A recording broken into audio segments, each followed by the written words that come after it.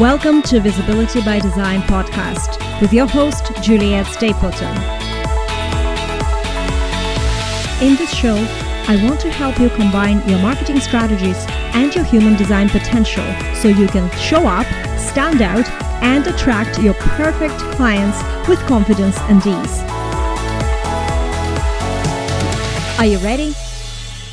Enjoy the show. Hello and welcome to Visibility by Design. Guys, I am so excited. I actually feel like Christmas came early this year, and here's why.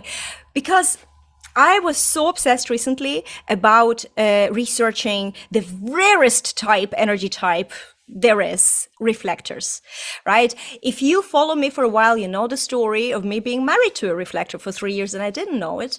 But now, when I'm learning human design and I'm getting into understanding how our auras interact and how we work and how we connect, everything makes sense. So it makes it easier for us to actually let go of any grudges and really embrace the experience we've had. So on that rabbit hole of research, I came across two amazing ladies. So this is why I feel like Christmas came early. Not only I found reflectors, I found two reflectors, and even better, a cherry on top, they're both 3-5 profile. And as you know, everyone in my family is 3-5. My best friend is 3-5. 3-5 is in this universe for me to learn something. So I am going to learn something about reflectors who are 3-5. So let me introduce you today to my guests. I have Becca Daly and Juliana James. They're business mentors, and they're both 3-5 reflectors. Welcome, ladies, and thank you so much for being my guest today.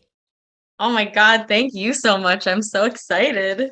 Yeah, thank you for having us. So tell me, just in short, you're two reflectors and you work together as a team. So how did that happen? I think Jules should tell the story because she's the one who initiated our meeting. Okay, so in 2019, I'll tell you the background really quick because it does have to do with how I found out I was a reflector. I had gone to a business retreat in Los Angeles for Unleash the Power Within with Tony Robbins, but I had also attended a business retreat with another business coach online, and there were 8 women there. I snuck in. The retreat was full, but I said, hey, I'm a yoga instructor. I own a yoga studio. I'll come in. If you let me sleep anywhere in the house, I'll teach yoga to everyone. So I made it in, and they were all very much in the human design world. I wasn't. I knew nothing about human design. I had heard because it was very much in the zeitgeist of Instagram at that moment, but I was very caught up in my brick and mortar business. I have 3 children. I was occupied elsewhere.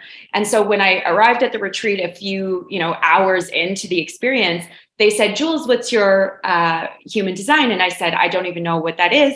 They said, look it up. So there's 8 women in the room. They're all talking and clucking, as women do, where it's loud in the room and it's very, lots of energy. We're there to change our lives. And then I looked up and I said, I'm a reflector. What does that mean? And the whole room stopped and they all looked at me and they're like, this is really important. And I didn't know, so I had never felt special in my whole life. I felt like a very mediocre human, very normal within the normal realm, not over, intelligent or capable. And so it was a little bit nice and touching to my ego, but I kind of dropped it. And then a year went by. I continued to push into my business and I wasn't seeing the kind of success I wanted. So I went to another friend who's a manifester. So you can tell she's already spicy. Her name is Yolanda, Manifest Mad Money. I talk about her all the time because she's so brilliant. And if you get a chance to follow her, you should.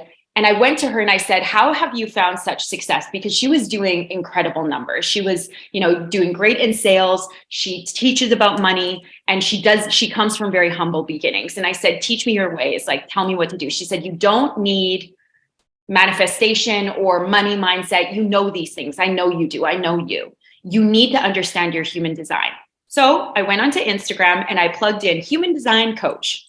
And I started scrolling and I found all of the most popular accounts, these very, famous podcasts and other human design coaches, mentors, guides.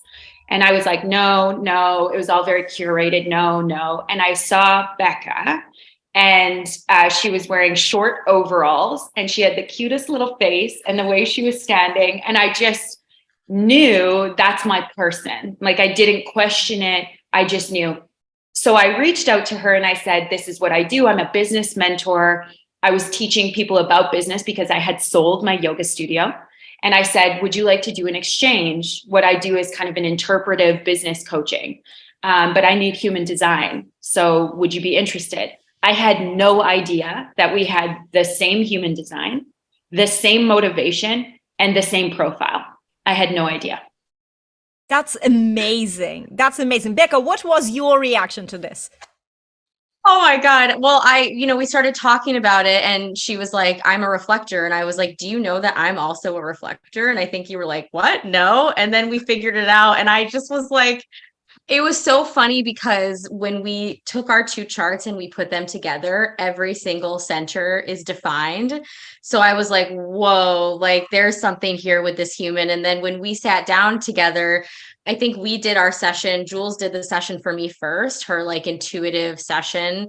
And she just kind of sees right through your soul. Like her conscious sun is Gene Key 19. And it's like this X-ray vision right into your soul. And it changed my life, like, because she saw me in a way that I don't think anybody has ever seen me. And it was kind of like I've had these walls up, if you're a line 5, maybe you can relate to this with the projection. Sometimes we really can have these walls up and we don't even realize it.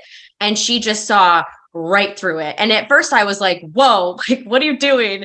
And then I realized like, oh my God, this is what I need.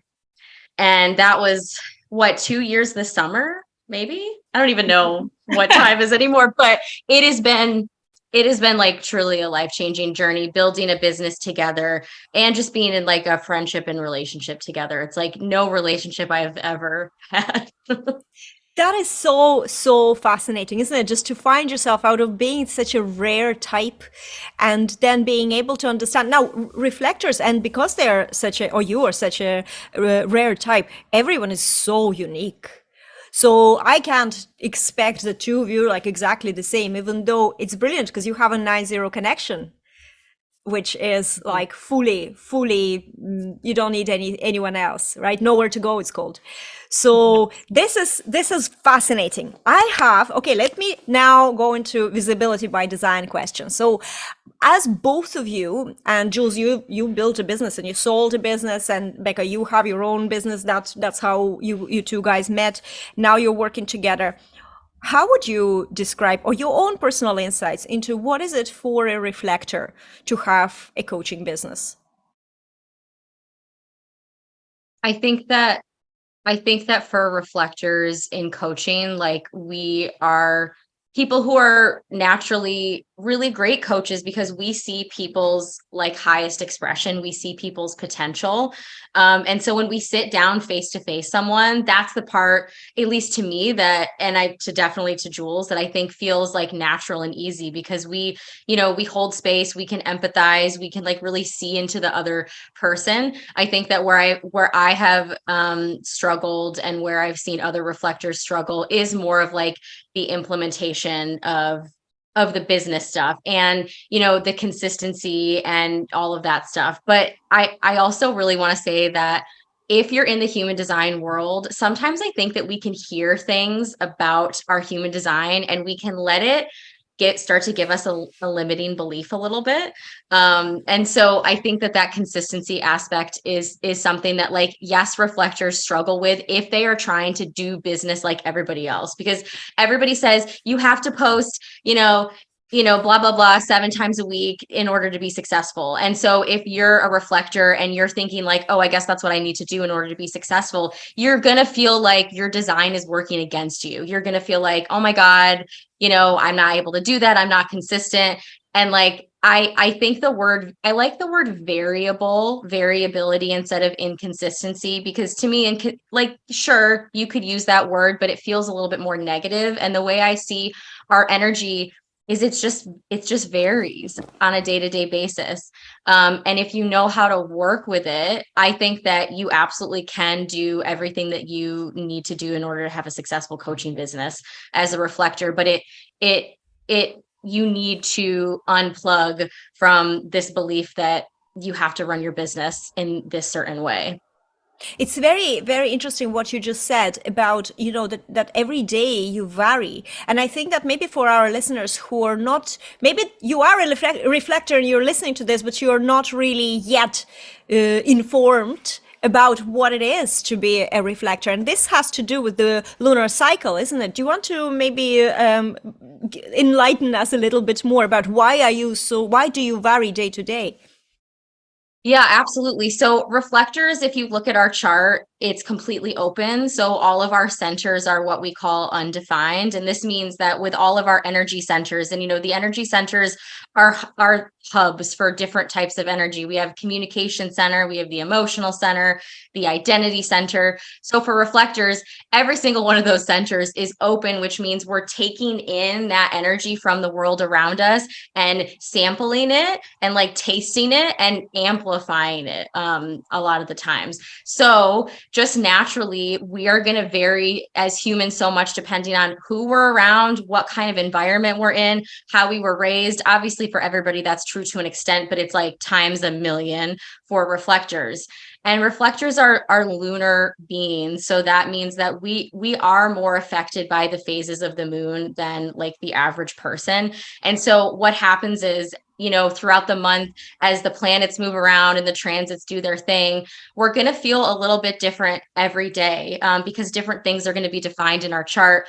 And so if you're a reflector, you can probably relate to like, I literally feel like a different person today than I did 2 days ago, a completely different person. Maybe 2 days ago, I was like really melancholy and I was like, meh, the whole world is like going to shit and everything's terrible. And then 2 days later, you might be like, I could take over the world. Or then maybe the next day you're like, I just want to lay in bed and eat cherries all day and have a man serve me. And then, it just varies so much. And now I think that's so cool and beautiful. And I see it as just like we're sampling the whole human experience. Like we get to experience all of what it means to be human. But again, if you're comparing yourself to other people, you're going to think something is wrong with you. I love that. I love that. Jules, do you have anything to add to this? So much. So by nature, okay, so I'm an Aquarius as well. So I have an Aquarius moon, Aquarius sun, Capricorn moon. There's other aspects that affect. So what I love about human design and Gene Keys is it marries so beautifully with the science of the planets. Like that's genuinely what it is. And over time, you may transition from this idea that it's like this. I used to be a skeptic. I thought it was this far off woo-woo thing. And then I realized, no, this is actual science. This is planetary alignment. This just is about the day you were born and how you embody in this earth school, how you take in information. So by nature, I have ambition on ambition in my chart. Like I love to grow business. I love to hear about people's passion. In my mind, when somebody's speaking about their passion, the entire time I'm thinking, we can do this, this, and this to grow your business.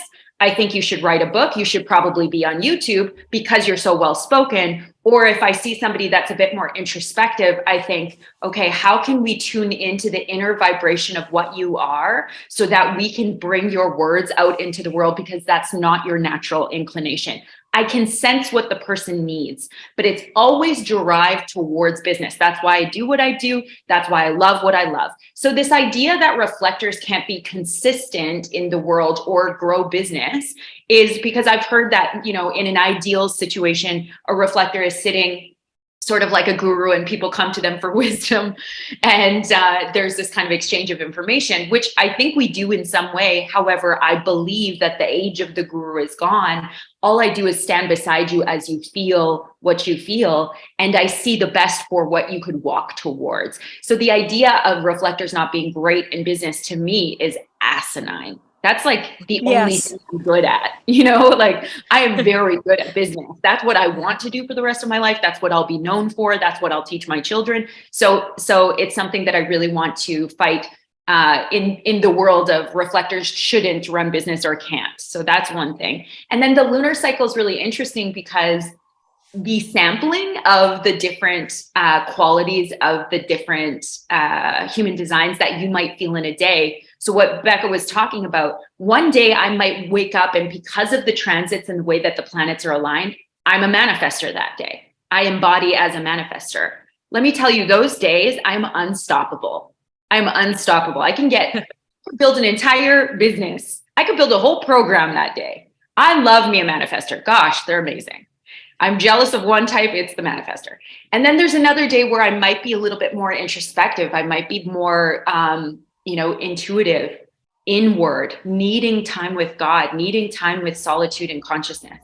It's a different part of my human design. So the gift is that we get to sample it all. The difficulty is explaining to people that are close to you that it's normal for you to be chameleonic. It's normal for you to change like the waves, because that can be a judgment from the outside, when really what they need to do is just accept that that's a part of our nature. I think what would be in the ideal world, if we were taught, like I was married to a reflector for 3 years, if I came into that marriage with an idea that I am going to live with someone who is changing because of the transits or other influences, even my defined spleen and the definition I have in the top 3 centers, how it's going to affect him, and watch him and really observe and admire and be so fascinated by this change, how different the relationships could have been. And even if they didn't work out, you would still look back as this is a wonderful experience, where when we're not aware of this, yes, the judgment comes in because you don't know what the heck is happening. You cannot rely on this person, So that's why I'm a big ambassador, and I know my area is marketing and online visibility, but really just in life, in everyday life, this is such a wonderful experience. I'm already so excited for everything you've just said, because that maybe will be life-changing for anyone who is listening to this,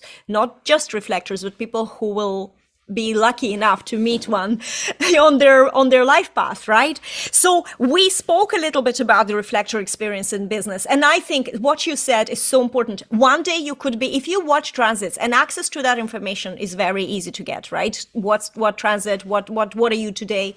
So if you watch that, you can play in your business with these different forms and inspiration. There is no rule that you have to do things on Monday and you have to do things on Wednesday. These are self-imposed rules that maybe work for someone out there, and most likely they're not reflectors or projectors or manifestors to that extent, but they're definitely something, like there's so many ways that you can do this, and I think that this is really wonderful. So there's absolutely all lights are on for you to run the business whichever way you can. And if you understand these dynamics of reflector type, you can be extremely successful just by navigating these energies that are available to you every month, every day you change. So you can even observe. Would you say, and this is just something comes into my mind because I'm not a reflector and I don't know, but would you say that you can track over, say, a few months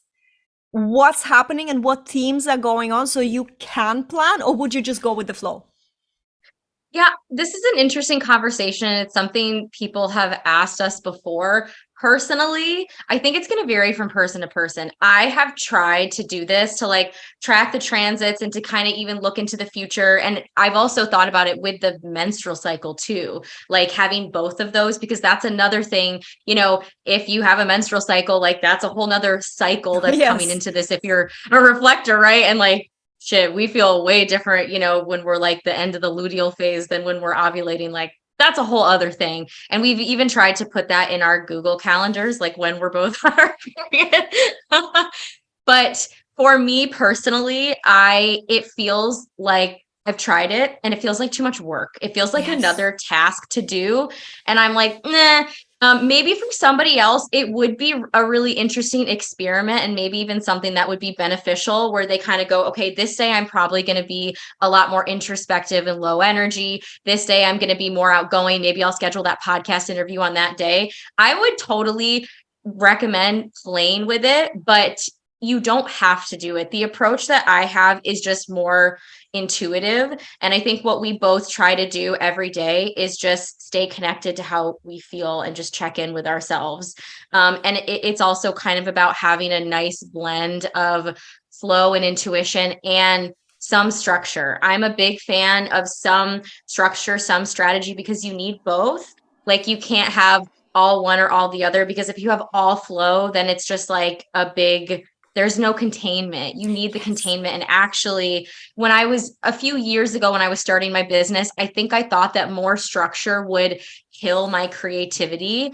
And it would, because I definitely am more, I'm a creative, maybe more right brain kind of a person, but I also have a Virgo rising. Like I appreciate organization. So a lot of my, adult life has been finding this nice marriage. And what I've found is that a lot of the times the right kind of containment gives you more freedom. And that, I think, at the end of the day, is what reflector entrepreneurs need, is just freedom and to be held and to still have this structure in place where, like the business is good and I can sort of play in between those lines.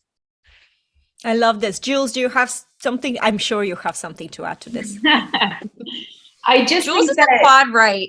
I want to throw that out there, that Jules is a quad right, which is like a whole other thing. So we're different here, and like you're so good at playing in the flow. And I think that's important to add. When you were speaking about monitoring the transits, I thought to myself, well, we have, we run a program called The Vision. We have a lot of people that are interested in human design because we use it as a tool. And Gene Keys, obviously, we use it as a tool as we grow your business. So I thought, why aren't we maybe getting in touch with somebody that really loves it, and like a 5-1 that just like really loves the execution and the knowledge, the research, and get them to help us to watch the transits. I mean, it's too much work for us, but like that was an idea that just came to me. Because of that right angle and because of the nature of the human that I am, along with the ambition, I also have almost a desire for a lack of structure. So when there is too much structure, I panic and I go into, wait, I'm not a scientist. I can't follow the rules. That's not going to happen. And it's a joke that I say for literally everything. Like if somebody texts me, did you check the details of the, soccer game for my son? I'm like, I'm not a scientist. I don't check things like that. It's just tell me where to be and what time, and I'll show up. And I know that sounds a little enabled and maybe a little entitled, but it's the way that I operate best. And when I have the ability to scrap the structure and come back to the divinity that literally channels through my body, we achieve more by doing less. It's just the way it goes. So the dial back is really important for my being. And thankfully, I have a business wife. That's what I call Becca, because our relationship is very akin to a marriage. I have somebody in my periphery that will hold me accountable to a structure. And she'll say, even, it's really important to me that we create containment here, because that's how she flows better. So our relationship is about communication and how we can build a business that is both enlightening to me and my ability to channel, and to Becca's structures and what's going to allow her to feel most free. So every person is different. I tend to live 10,000 lifetimes in 24 hours is a true fact. I don't ever understand time. I think it's confusing. And I literally will be like, that happened 3 weeks ago. And she's like, that was 2 days ago. And that's how it feels to me. So. Wow, I love this, because this is not the first time I learned that the reflectors have different relationships with time. Now, we all have times in just generally for everyone. For example, so 2023, March to April, last 2 weeks in March, first 2 weeks in April, there was some sort of like a time warp happening. And everyone, I personally felt like, every week was like a month, 3 weeks. 3 weeks felt like 3 months. And I felt, when I was talking about it to my clients and friends, they all agreed. So that can happen. But that seems to be an experience that is much more likely for reflectors to have generally. Yeah. I wonder too. Sorry. You go. It almost feels like a psychedelic experience. If you've ever partaken in that experience, what it can feel like is a lost time. You're not sure where you are. And there is no time that exists within a psychedelic experience, because I believe that what we're being offered through these plant medicines is another dimension. So you're able to see different things. And there's no time there. Time doesn't exist the same way it does here on planet Earth, which is very dense and very 3D. There's a lot of gravity here. It's very heavy on this planet. Elsewhere, this doesn't exist. So you have to know that as a reflector can pull in information from the ethos of humanity, we can also see different dimensional fields. It's just, this isn't science fiction. I'm not like, talking about something so esoteric, but it is a perceptive ability to pull in different information. So time being in a warp, like you said, that is the way that I exist. I don't understand time. It doesn't exist for me. It is difficult for me. Thankfully, there's clocks, because I can get my children to school on time. I can do these very 3D things, but it's the actual 24-hour cycle that feels incongruent to what I'm experiencing. I feel like I see much more than what's happening in 24 hours. This is amazing experience, actually, that you're saying. So you're a reflector. I'm a projector. I also have experience with time. So when I was growing up, my mom couldn't trust me with warming up lunches or something when, I was at home alone. All my pots and pans were burnt. All of them, because I'd put something on and I'd say, okay, I'll just read a couple of pages of the book. And then I turn on, because I see the fire. I see the smoke. and it still now is exactly the same thing. I live on alarms on the phone, timers in the kitchen. It has to be there to alert me, or, I can't trust it. So it's very interesting what you're saying, that this is actually like pulling information from elsewhere in a way, and not being able to just exist in this dense perception of time that we are, as humanity, sort of given, let's say, or used to. You're kind of going above that a little bit. So my next topic then, and I think that there's so much wonderful information about reflectors generally, and how this is to exist as a reflector. But there's and the next layer to all of us, right? And I believe this is our profile, because this is our personalities. This is how we're perceived. This is what people see in us. This is what we try to express. And both of you are 3/5s. As I mentioned, the universal lesson for me in this lifetime is learn about 3/5s. So tell me, what is the 3/5 profile experience for each of you? Oh, this was one of my favorite things to learn about. I think past being a reflector, it was probably one of the most validating things, because I have never been, I love to learn. I feel like I'm a student of life. I'm very curious, but I've never been a sit down and research kind of a person. I wasn't I'm smart, so I got by, but school wasn't my favorite thing. I much more valued the hands-on learning. So that aspect of it was just so validating for me. And especially as a business owner and as someone who creates content, it was extremely helpful, because when I started my business, I was sort of making the type of content that I think might be really cool for a line one, which was extremely information heavy, dense, educational content, like those infographics that have so thorough, so much information, and it exhausted me.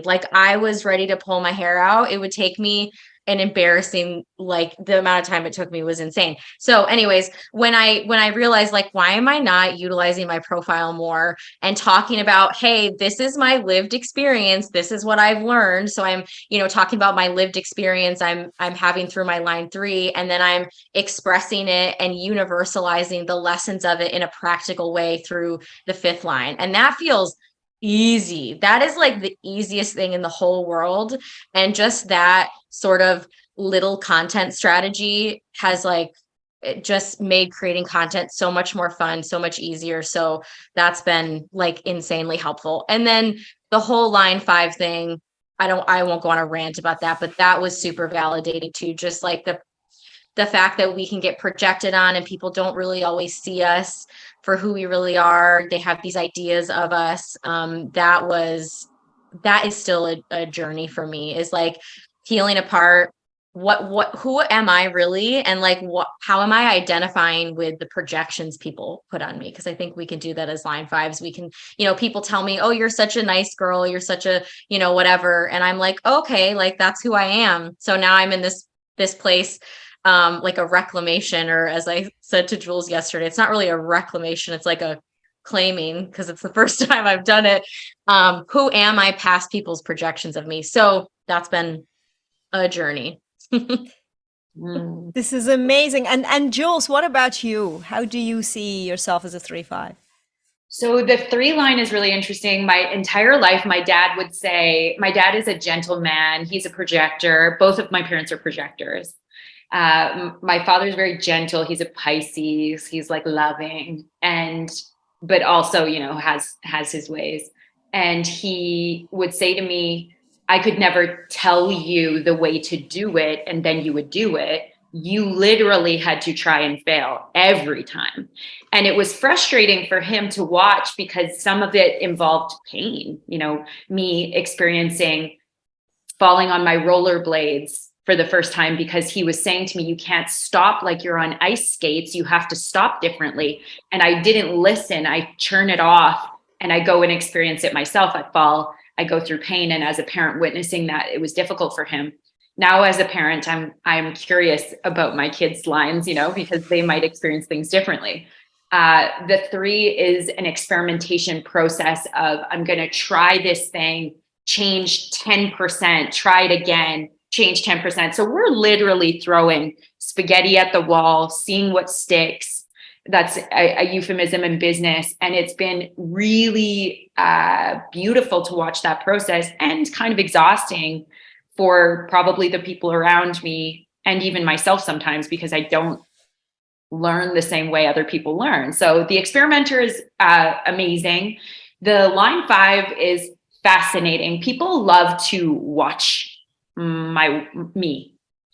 That's a very typical of the line 5, is this idea of they want to watch you, and they might not say anything. They might have opinions back here. They're not telling me what they really feel, but they're watching. And so I've noticed this. That was so validating for me, because I was always feeling like I was on the outs in some ways. Even in high school, I was a part of the popular group, but I felt like there was something going on where I wasn't quite accepted. I wasn't quite seen for who I was. And the line 5 is a field of projection where people witness you. They want to watch you. They're fascinated by you in some way. And then they create a mental image of what they believe you to be. And that might not be accurate to who you are. So what Becca spoke about is this identity of like coming back to yourself. And the reflector is actually not even supposed to hold an identity, because we're so chameleonic, because we change so much. So this process in this era of my life has been, what do I know to be consistent and true without measure? There's nothing that changes here within my being. And the truth of that is that I'm highly intuitive. I hold space. I can connect with consciousness. These things are unchanging. The rest is very changing. So that's been a fascinating process, and really validating the 3-5. This is so amazing, because as I said, I 3-5. If I only knew growing up, and I could really analyze my parents and my sister, but I could with my husband and my daughter. My daughter is a mental projector. My husband is a splenic projector with the root defined, so he was an energy projector, and it was very interesting. What I want to ask you is the shadows of line 3, because that's something that is conscious. It's something that is happening in the mind, and I'm talking about things like self-shame, or feeling guilty, or being afraid of criticism, or being overcritical, these kind of themes. Do you experience, I'm sure you experience this as 3-5s, but what do you think is the worst, or how out of these things, like how does it show in business, and how do you overcome these shadows of line 3? I think that in business, the one we probably see the most is the fear of failure, and the fear of, like, a lot of line 3s, they act like they're line 1s. They're like, I want to get everything. And maybe if you're a 1-3, that's a different story. Okay. But like, we're just talking about the 3 here. I see a lot of people, being like, I want to get totally prepared and I want to get every little box checked. And then I'll put it out there and then I take action, because they're afraid of being imperfect. They're afraid of making a mistake. They're afraid of failing. They're afraid of the judgment and abandonment and whatever that might result of their quote unquote failure. But the thing that is really the only mistake they can make is like not taking action, because action is what propels you forward as a line 3. It doesn't even matter like what action or how perfect or imperfect it is. As long as you're just like moving and doing something, you're going to get the clarity. You're going to start improving things. That's literally all you need to do as a line 3. So it's actually very simple, but I would say that shadow is the one I see the most, of just being afraid to take action. And so we're always like, just do it. It'll like start to come together. Just do it. I feel like I've used the gifts of the 3 so much in my life. I am not risk adverse. I will do the thing. I'll jump. It's very rare for me to question what I'm going to say. I just kind of do it and I let my weirdness come out. I think that I don't know if this is a part of the 3 or just having an open G center, open heart, but I consistently feel like I've done something wrong. This is a part of perhaps an upbringing that was, my mom is Brazilian. She has very high expectations. And I think sometimes in those circumstances, the belief system back in the day was, I can make you better by shaming you, this idea of like, you're not doing good enough. And that is a very Eastern philosophy, very Russian. You spoke about Russia and the USSR and Ukraine. And this is very much a part of the mentality of yes. Like, do better. You must do better. You have to be better. And my mom is very much the same way. And so I grew up with this mentality. And Becca said several times, like, nobody changes through shame. We don't actually do better. We do better when we're happy, when we're playing. We do better. We learn better, So this idea of constantly feeling like I've done something wrong is something I've grappled with my entire life, because I equally see my gifts and I see how special and important and beautiful and impactful I am to the world.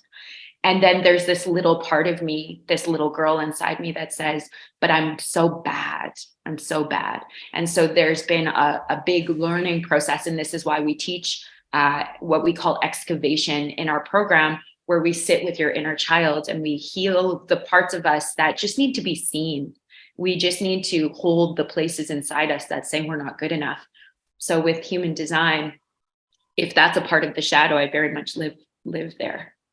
You know what my opinion about, where things come from. I see when I work with somebody's chart, and there could be, for example, maybe it's your chart and you're 3-5, and then there's a theme of feeling like you're doing something wrong. My daughter suffers from that a lot, so I can see that in my own family all the time. And then you have an openness in your G center, or the spleen, maybe fears or anything, like, anything you have.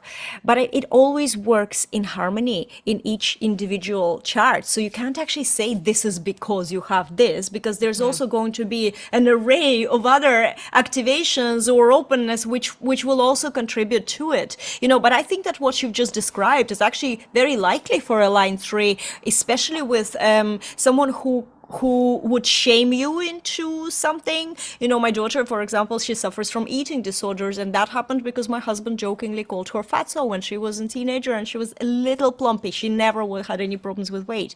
But that feeling of being ashamed actually caused serious issues that we're now trying to talk through and work through. And there's other things as well. But it's very, very interesting, because another person would have maybe not as reacted this way, wouldn't this feeling that sits deep inside.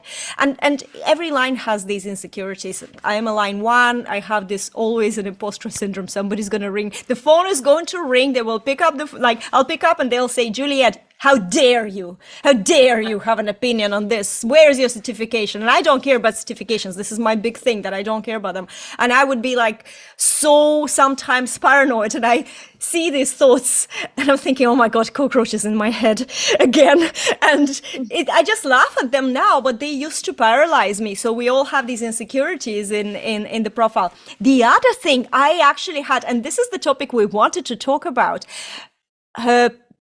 three fives, but this is not just three fives, holding themselves back in order to collect all the details to know, right? But that actually could also be people with fear motivation. And we wanted to talk about motivation because you guys also, on top of the both being reflectors and both being three fives, you also have the same motivation, which is need.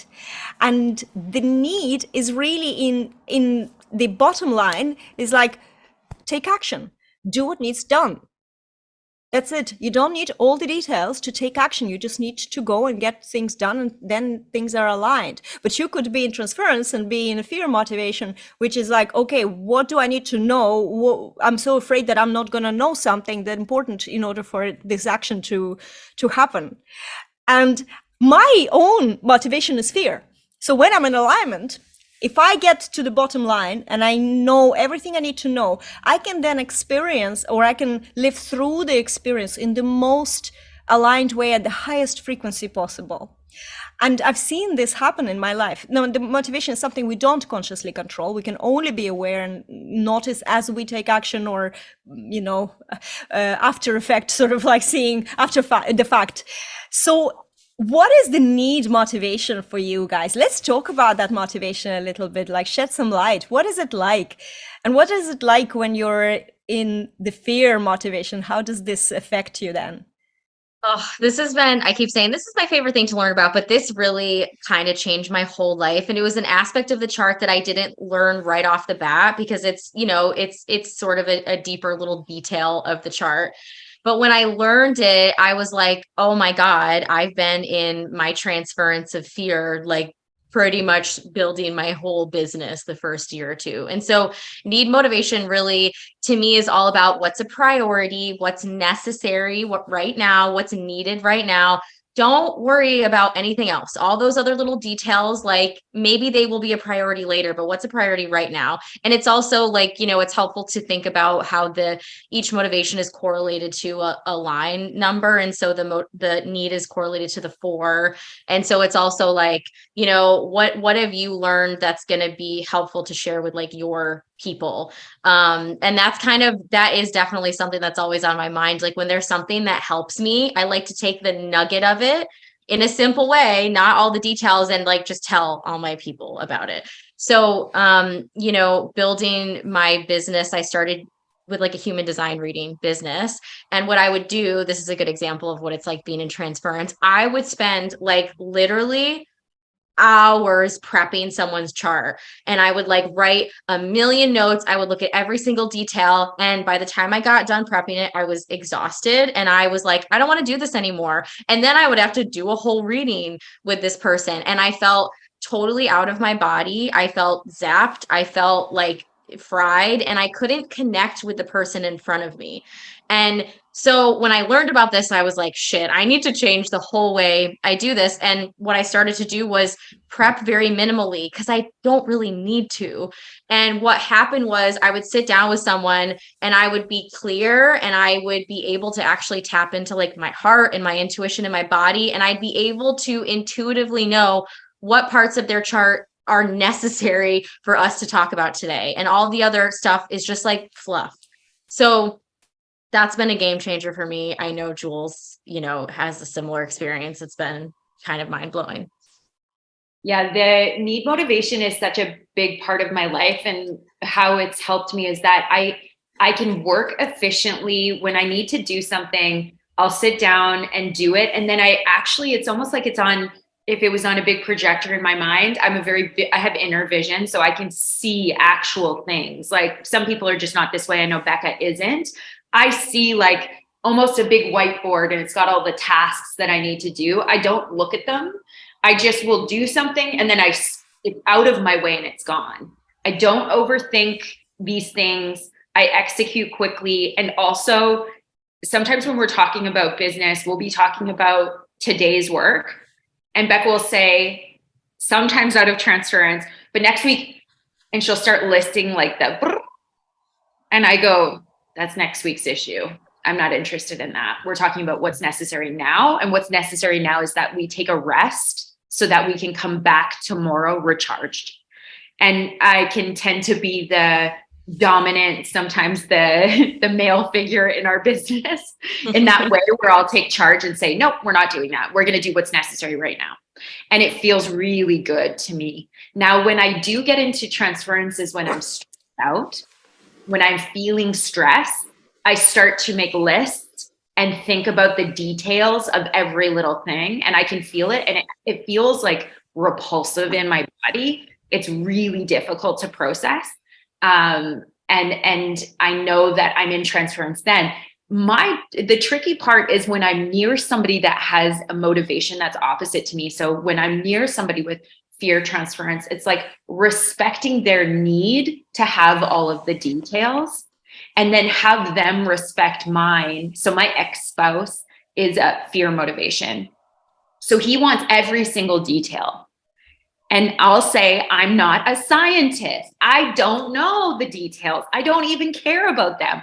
I care that we have soccer at 7 p.m. and I'm going to show up with my son and he'll have a water bottle. We're good. This is so cool because there's something that both of you mentioned. I have a need to maybe adjust, or I should say defend, but it's not really the right thing.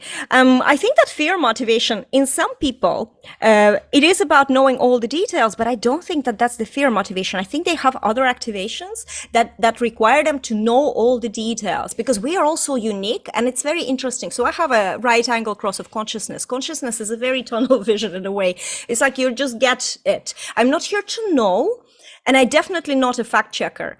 Even though I'm a 1-3 profile and I can give you a lot of information, I am still all about that bottom line. So fear motivation, in my understanding, and where I also operate, it's like you just need that fact that then you know the bottom line.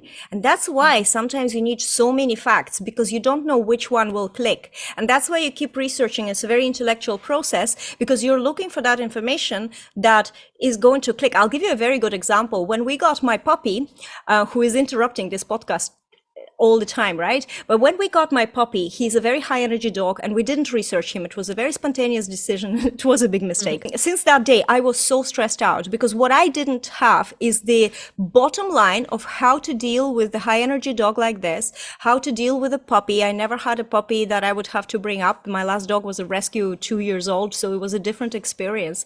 And also just finding different things, like how to feed him properly. He has very sensitive stomach and all these things. And it took me 11 months of research, and it only after 11 months I came across this blog article that spoke about this specific breed, which is very rare, Russian toy terriers, and it just said something that clicked and explained everything in one sentence. And then I didn't need to research anymore. I don't think I read a single article since about this breed. I just started moving on with the flow. It's about the fear is not about being afraid, but it's kind of like, do I know the bottom line? Do I know what the essence of it? And Becca, you said the word that I always say. So we do the same thing, but we do it differently. Fear motivation, you're looking for the essence and the bottom line, where you know you have the concrete fact to deal with something and take action, right? That's why you're searching through the details. The rest is fluff. I literally use that word. Like, I can tell you what's the essence of what the fluff. Whereas with the line, with the need motivation, it's more about what's necessary. The rest is fluff, which is slightly different, right? It's not about intellectual approach. It's about sort of action approach. Mm-hmm. And yet, you know, we are actually doing kind of the same thing. We're sifting through things, and we're just making what's more important for us to feel secure than in taking action. And if you're transferring and you're taking action, I've taken action out of what's necessary so many times, but it's how you feel when you do that, isn't it? You're never going to feel calm, secure, at peace, at ease, in the flow. You just don't, and it stresses you out, and it can cause so much anxiety and so many other issues. So this is why, and I love this, and I love that we actually kind of clarified this, because it is, as you mentioned, it's like a deeper level, one little detail. But for me, just like you mentioned, Becca, it was life-changing to understand this fear motivation. And in business and creating content, how much I should share, how much I shouldn't share. In my marketing blueprint by design reports, I'm giving you like the top layer of human design, because the rest is fluff for marketing. The rest is not as important for marketing. You can learn, and it's very fascinating, and it's so interesting. But are you going to consciously use it if you don't follow your strategy, authority, you don't understand your profile, you don't understand your motivation and maybe environment and setting up yourself? No, it's not. It's just going to be, time taken to learn this thing that you're into.